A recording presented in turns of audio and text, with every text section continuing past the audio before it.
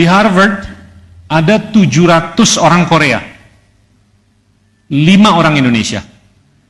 1 saya yang biayain. Di Columbia University, one of the best universities in the world, itu ada 1.200 orang Tiongkok, 11 orang Indonesia.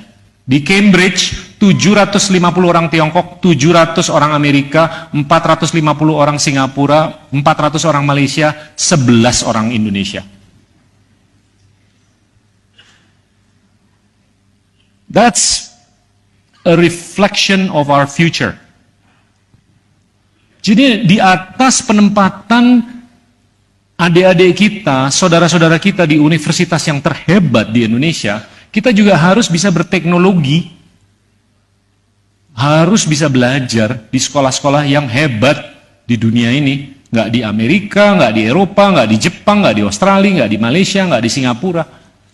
Tapi kalau ada 700 orang Korea di Harvard, ada 1.200 orang Tiongkok di Columbia, kita cuma ada 5 di Harvard, terus cuma ada 11 di Columbia.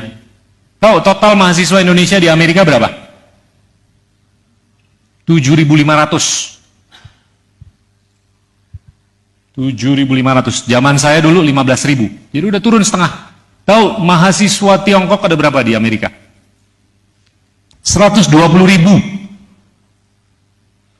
Mahasiswa India berapa? 110.000. Dan mereka tuh kalau ke sana nimba ilmu balik, bikin Infosys, bikin perusahaan-perusahaan yang luar biasa. Dan didukung lagi oleh perbankannya. Jadi ya saya ngelihat, tapi alhamdulillah kita punya ruang fiskal, kita punya dana. Kalau saya hitung-hitung setahun ngirim orang Indonesia ke Stanford, anggaplah $50.000 kan per mahasiswa. Kalau kita mau ngirim 5.000 aja mahasiswa ke Stanford setahun, itu cuma berapa? $50 juta, $25 juta. Kecil. Anggaran kita untuk pendidikan $32 miliar. Tahun lalu 320 triliun kan. Masa sih nggak bisa ngirim 5.000 ke Stanford? Masa nggak bisa ngirim 5.000 ke MIT? Masa nggak bisa ngirim 5.000 ke Cambridge? Masa nggak bisa ngirim ke Oxford?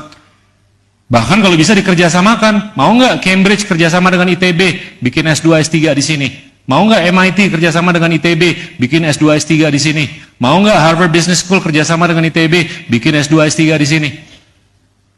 Ini kita nyari teknologi kok, nyari ilmu. Bukan nyari kebanggaan nasionalisme yang nggak tahu ya. Ya kalau kita bisa bikin Galaxy yang bisa bersaing dengan Samsung, ya nggak apa-apa. Tapi kalau kita nggak bisa, Korea tuh nggak tanggung-tanggung kalau ngirim ke luar negeri. Dan kalau dapat nilai B aja, bukan A, digebukin. Tapi kalau saya lihat sih, ini kita harus berpendidikan ke depan. That's the only modal untuk kita bisa menjadi bangsa yang besar. Jangan berretorika, jangan berpolitik, mendingan kita berpendidikan. Tapi problemnya, ini faktanya nih, jumlah S3 di Indonesia cuma 25.000. Di Tiongkok 800.000. Di India 600.000. Jumlah paten yang dikeluarkan di Amerika itu puluhan ribu. Di Tiongkok, di Jepang, di Korea puluhan ribu. Di Indonesia 450 tok. Gimana kita bisa bersaing? Itu termasuk produk-produk bambu yang 450. Think about it.